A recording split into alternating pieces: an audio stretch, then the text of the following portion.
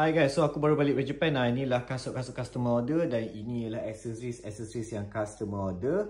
So hari ni nak review ni lah grip socks. So dekat sini ada dua jenis grip socks yang customer order. Satu ialah Mizuno Zero Glide Neo dan satu lagi ialah Tabio punya grip sock. Apa perbezaan dua ni? Okey, jom aku tunjuk salah satu. Mizuno Zero Glide Neo ni ialah grip sock daripada Mizuno dan made in Japan dan dia ada dua variasi.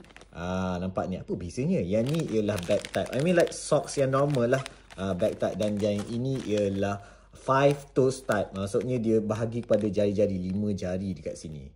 Ini gambaran yang lebih clear nampak ni. Ini just a normal socks type, bag type kan, dan ini ialah jari, nampak tu dia bahagi kepada 5 jari kaki. So Mizuno Zero Glide Neo punya grip socks ni hanya ada grip dekat crucial area saja, seperti dekat bahagian heel ni, dekat sini, dekat atas ni pun ada, dan juga dekat bahagian belakang ni. So kalau kita tengok dekat socks ni kan, ni yang back type ni nampak ni. Dekat bahagian sini, dekat bahagian jari kaki, dekat bahagian heel dan juga dekat sini, dekat sini pun ada grip juga. Dan lagi satu, mana ni? Dekat sini. Sini pun grip juga dekat atas, dekat-dekat dengan tempat ikat tali kasut.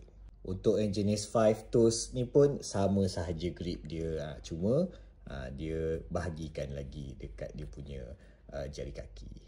Untuk yang Tabio pula, Tabio ni dia ada jenis yang back type dan juga ada yang jari 5 toes ni. Tapi customer dia ni, so aku boleh tunjuk ini lah. So grip dia ada di jari kaki ni, dekat sini dan juga di bahagian heel ni lah. Tapi itu sahajalah grip dia. Dia tak ada grip dekat atas ataupun grip dekat belakang. Tapi ini salah satu brand yang famous kat Japan untuk membuat socks, especially grip socks. So kalau diberi pilihan, mana satu pilihan korang? Mizuno ni ke ataupun Tabio?